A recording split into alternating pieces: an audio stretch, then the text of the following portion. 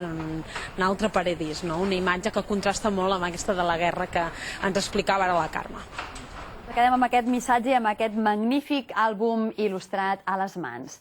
I ara el que farem serà anar a veure el primer jardí vertical que s'ha construït a la ciutat. És una zona verda poc habitual i avui us l'ensenyem per fora i per dins. La idea és reaprofitar una paret mitgera i convertir-la en un espai verd. Connectem amb el carrer de Berlín per veure-ho. Sílvia, hi ha plantes, hi ha flors i també hi haurà aus vivint-hi, no?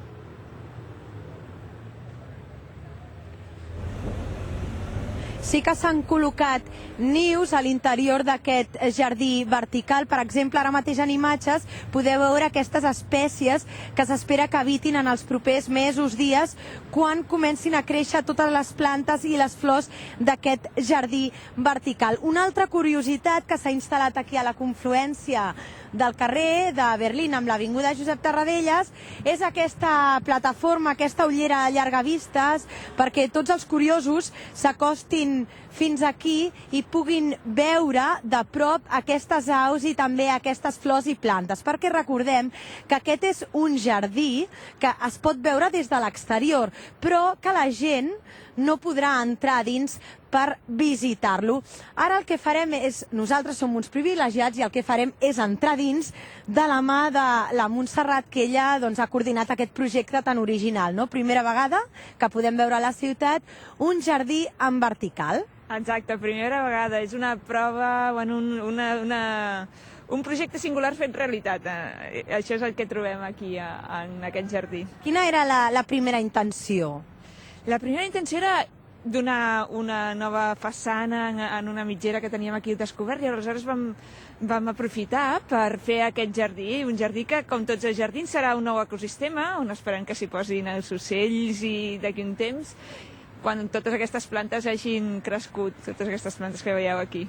Ara entrem a dins com si fóssim realment els jardiners, perquè aquí el qui entrarà a través d'aquesta porta i d'aquestes escales que us estem ensenyant, els jardiners que hauran de fer les tasques de manteniment. Efectivament, tota aquesta estructura que esteu veient s'ha fet només pel pas de jardiners, que podran accedir planta a planta i fer les feines de poda, de lligat, de neteja, de portaterres que necessita el jardí. No així el rec, que ja està programat, que va per degoters, ja ho veureu. I ja veieu que no està preparat per les persones, és només d'ús de manteniment. Ara podem veure aquestes jardineres amb les flors, les plantes.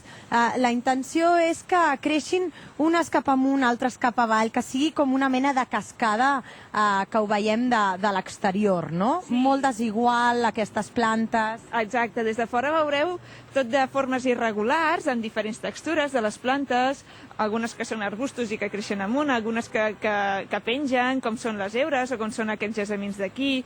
Ja veureu que, a més, el jardí està fet perquè al llarg de l'any sempre hi hagi alguna flor o algun canvi de color. Per tant, veurem molts colors al llarg de l'any, no? Aquesta és la intenció. Sí, s'aniran alternant.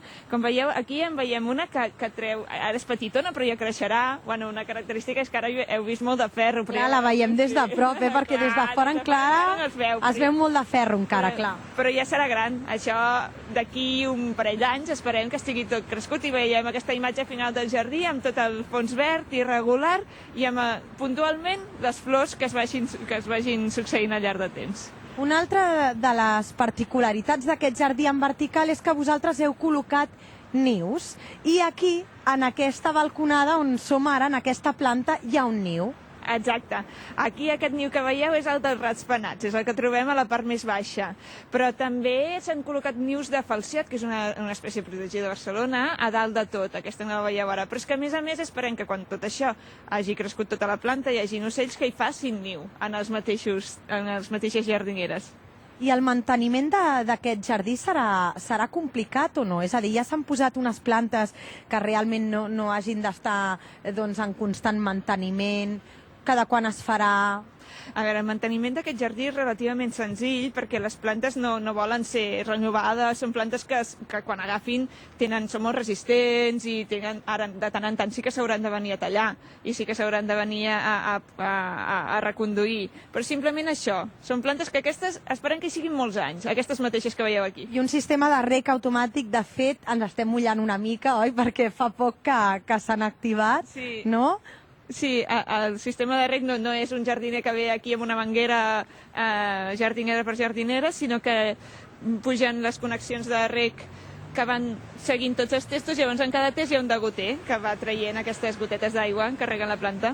Perfecte, Montserrat, moltes gràcies per haver-nos donat l'oportunitat d'entrar a l'interior d'aquest jardí vertical que en realitat ningú en principi podrà veure. Nosaltres us ho hem ensenyat en directe, aquest jardí vertical, que sapigueu que està situat al carrer de Berlín amb la confluència de l'avinguda Josep Tarradellas, i qualsevol persona que passi per aquí ja ho veurà perquè realment crida molt l'atenció. És molt bonic veure-ho realment des de fora més que des de dins.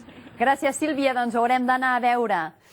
I ara us ensenyarem una altra paret de Barcelona. En aquest cas, però, és al costat del mar, a la Barceloneta, i té la peculiaritat que alumnes d'una vintena d'escoles han participat en el projecte de rehabilitació.